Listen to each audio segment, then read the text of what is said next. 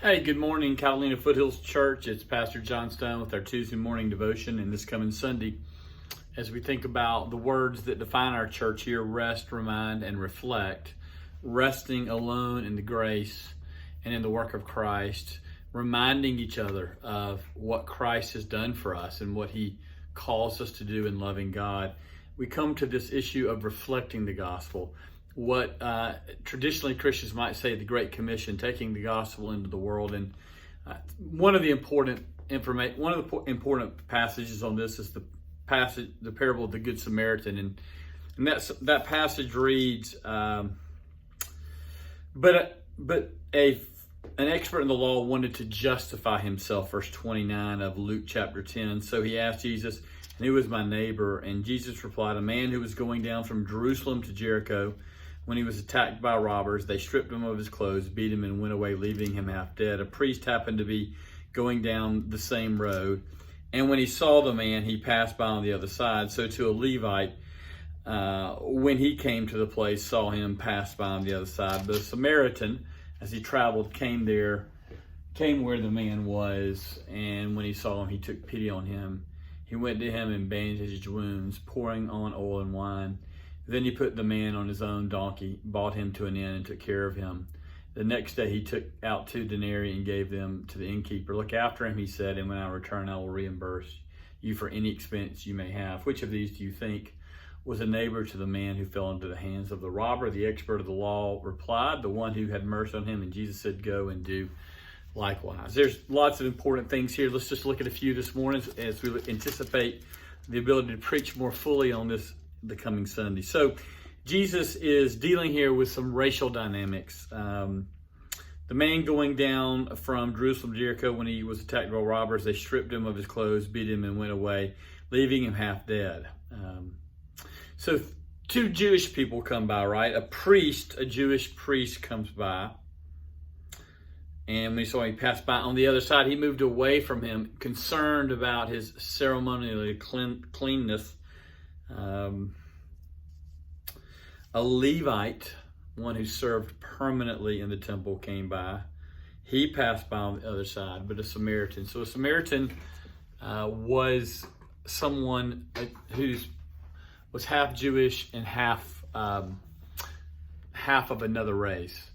And the Jews were very confident that purity of blood, purity of their Jewishness, their ethnicity, was important to God and part of what set them apart from other people. So we have a man who's been crushed and beaten up by robbers, 2 who are pure in their hearts, they think, and in their body, come by and ignore this man in need. And here comes someone who is racially impure, and there would have been deep racial tensions between the Samaritans and the Jews. The Jews would not pass through Samaria, would not pass through Samaria. Sorry about that. And it's as racial as anything we experience today. And so when this parable was told, the Jewish people would have been deeply offended that the Samaritan goes over and touches this person who's been beat up and robbed. And so it teaches us something pretty profound here about what it means to reflect the gospel. There are 2 responsibilities in reflecting the gospel. We as Christians are to love one another. The New Testament is full of this command that as Christians we love one another, and that all men will know we are Christians by the way we love one another. But there's a second part, and just as important, and this is a discussion about what must I do to inherit eternal life? And the answer had been, love the Lord your God with all your heart, soul, strength, and mind, and your neighbor as yourself. And here's a question, who's my neighbor? And my neighbor is anyone that's not me. It's not simply Christians. The command in the scriptures is that we intentionally go to anyone in need. This case, he had been laid upon by robbers. In other cases, he chose this road, but he may have done this to himself.